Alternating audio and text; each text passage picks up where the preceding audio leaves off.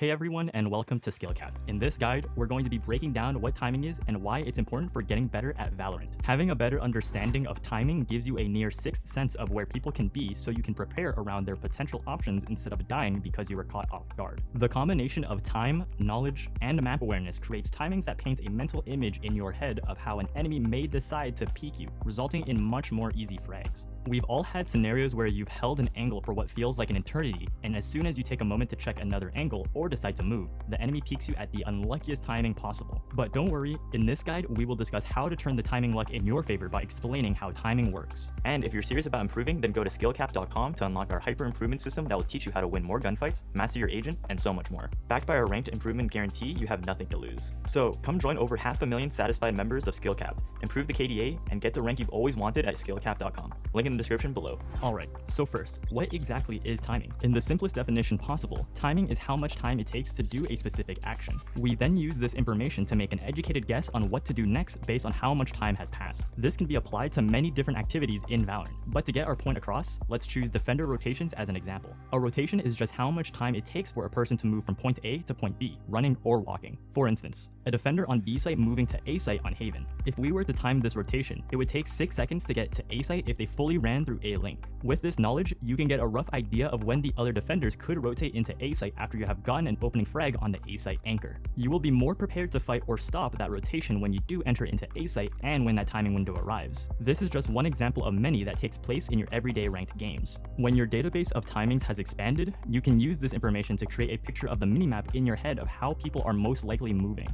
You get the ability to have an insight of what your enemy is thinking during the game. It's almost as if you had a radar hack while playing the game, since you know roughly where the enemies can be and what they can do. With a tool like this by your side, making better decisions will feel much easier compared to playing on autopilot without any direction. Obviously, your favorite pro players aren't going out of their way to purposely memorize the amount of time it takes for someone to move from one point to another while they count out loud. This process has been practiced over thousands of hours that they understand this concept on a subconscious level. While playing, they have an intuitive feeling on how fast time passes, which narrows down what choices the enemies could have made. Their internal clock is what tracks the time, since you can't spend the whole game looking at the round timer. As a Valorant player, your goal is to have your own internal clock align as closely as possible to the timer and the pace of the game. Even at some points, your internal clock will be so in tune that you can use this as a way to figure out the speed of how your opponent will play. We've definitely seen our fair share of pros being able to read the exact time the enemy will peek them, even though they have little to no data to work with. This may feel too abstract to be obtainable, but trust us, with this video and a little bit of practice, you can achieve this almost psychic-like skill. We've all played with that one player who complains after dying to unlucky timings, or find ourselves complaining in the same fashion. One huge misconception about timing is that it's all based off of sheer luck. While timings do have a luck element to them, since you are working off of limited details, most people over-exaggerate how much the luck factor affects the outcomes of these occurrences. It's easy to look at a clip of a person dying because they looked away from an angle for a brief second and call it bad luck. The hard part is to critically look at your own gameplay when similar mistakes are made and try to solve these timing issues. Remember, at the end of the day, timings work off of probabilities and not absolutes. Understanding timings is just the ability to take small bits of information, extrapolate likely movements the enemy could make, then using the combination of time, positioning, and awareness to be prepared around these options to put yourself in favorable spots. So now that we understand what timing is, what is the value of having good timing? As I previously mentioned earlier, timing gives you a better overall picture of the enemy's location, reducing the overall times you're dying because you were surprised by other players. But many fail to realize that you can also use this to create opportunities to make aggressive or proactive plays that win rounds or even games. Knowing that an enemy has moved away from a site or that they can't reach a particular angle you are crossing gives you more space to create openings for yourself or for your team. These timings are much more apparent whenever the round timer is low or if the spike is planted, since there are clear win conditions for these circumstances. If you have the spike with only 20 seconds left, knowing how much time it takes to get from your current location to every bomb site is crucial to how limited your answers are. If time runs out before you plant the spike, you automatically lose the round. If you have barely enough time, you may choose an alternative but quicker bomb site that your opponent predicts and lose the 1v1 duel. Knowing when you have to be prepared for certain peaks or angles from the enemy also can assist on determining how much focus you need to allocate at different moments of the game. If you know that the timing needed for an enemy to get to the position that you are watching requires X amount of seconds, your focus can be placed on looking at the minimap or scoreboard to gain info while you wait for this timing to arrive. Unfortunately, we are humans and not robots, which means that our focus is a limited resource and should be treated as such. It's quite easy to fall into the trap of trying to hold an angle for extended periods of time, only to find yourself sleeping at the wheel whenever the opponent does appear on your screen and one-taps you. Many aim tutorial videos will explain that crosshair placement is a skill that all players need in order to have good aim. But with proper timing, you can have more informed crosshair placement based on where the enemies may be. If an enemy peeks from one side of a box and retreats back to cover, you could know the amount of time it takes for the enemy to walk from where they were to the other side of the box to peek you. All you would have to do at that point is hold the initial angle they were last seen at until the timing window of when they could reach the other angle is possible. Then move your crosshair there. Crosshair placement is definitely part of your mechanical skill, but having timings paired with it will make figuring out where to place your crosshair much simpler.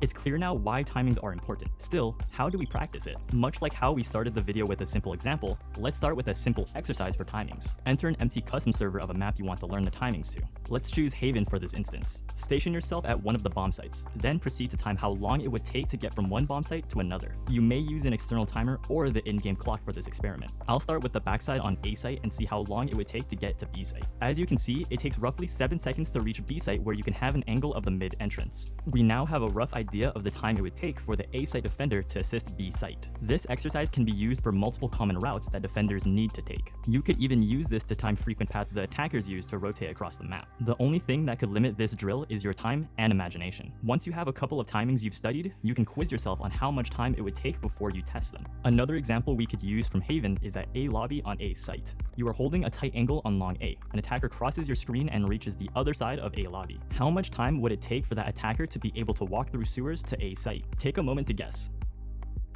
The answer is 8 seconds. Repeating this process over and over for recurring scenarios will help train your internal clock to be as accurate as possible. Whenever you feel like you've done plenty of offline server practice, it's time to use these newfound timings to get a better feel of how they happen in a live match. A useful tip on how to apply these findings from your studying is by looking at the minimap and tracking every question mark that appears. If you don't know, a question mark signifies the last known location of an enemy. This may have been triggered by an info gathering ability such as Sova's recon dart, or just by a teammate seeing them in their field of view. Use the timer and your internal clock to trace where they could have moved to as the time passes. If it takes 8 seconds for a player to reach the bomb site if they started walking from where their question mark was placed, you can be ready for when that 8 seconds is about to pass. Another occasion where you can test your timings is when a kill or death takes place during a round. Similar to how the question marks give you info of where enemies have been, kills and deaths give you info on their whereabouts as well. To use the information from kills or deaths effectively, you must start a clock in your head as soon as they transpire. Count down the amount of time has passed and use process of elimination to determine where the enemies could be. Remember that practicing timing will be hard at first, but once you get the reps in, it will slowly become a part of your intuition and become easier the more you try it out.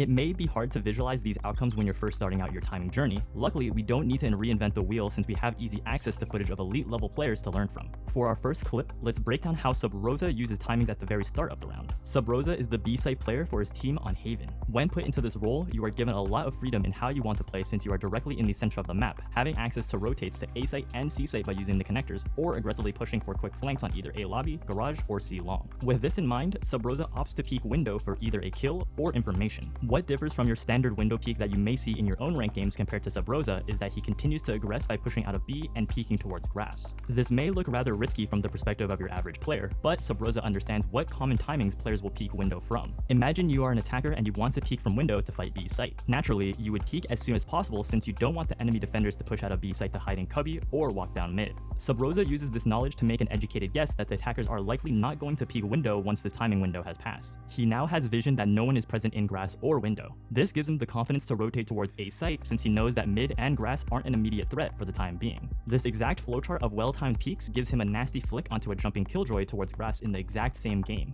Even though he was traded by the opposing Reyna, it's clear that his timings gave him a plan on how to find an advantage, whether it was a kill or vision of the map. These small details are what could lead to huge impacts. Now, let's dissect a clip from Nothing's Sova on Haven. Nothing's attention is pulled away from the game in real life and he momentarily AFKs from his Valorant game. He returns at around the 1:30 mark. 10 seconds have passed since the start of this round. Nothing uses this time to take inventory of the situation. If you look at the minimap, you can see that 2 of his teammates are already dead at grass and C long. His two other remaining teammates are also stationed at Garage and C-Long. The only other parts of the map that he's lacking vision of is A lobby and mid. Taking this into account, he holds A lobby in case an enemy chose to walk through for a cheeky flank. Nothing's intuition leads him to one of the freest frags on a Sage walking with her knife out. This is because Nothing knows that during those first 10 seconds of the round, Sage has enough time to push up A long or even sewers for this exact flank play. The formula Nothing calculates in his head to come to this conclusion is 1. His team has no vision on A lobby. 2.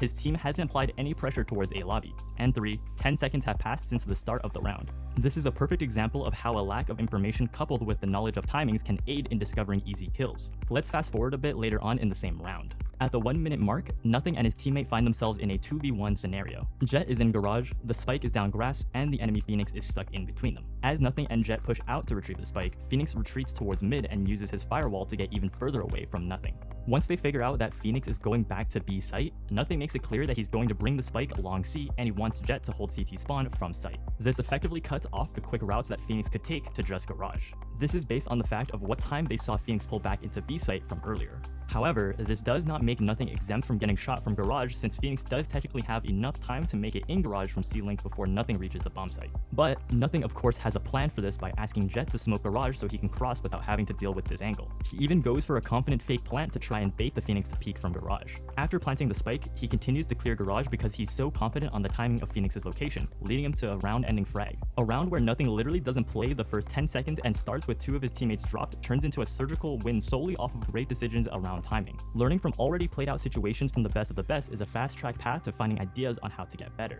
And remember, if you want to improve, win more gunfights, and get the rank you've always wanted, then check out SkillCapped.com, link in the description below. Otherwise, make sure to like, subscribe, and hit that bell icon to get more premium guides just like this one. We here at SkillCapped want to thank you for watching, and we'll catch you in the next one.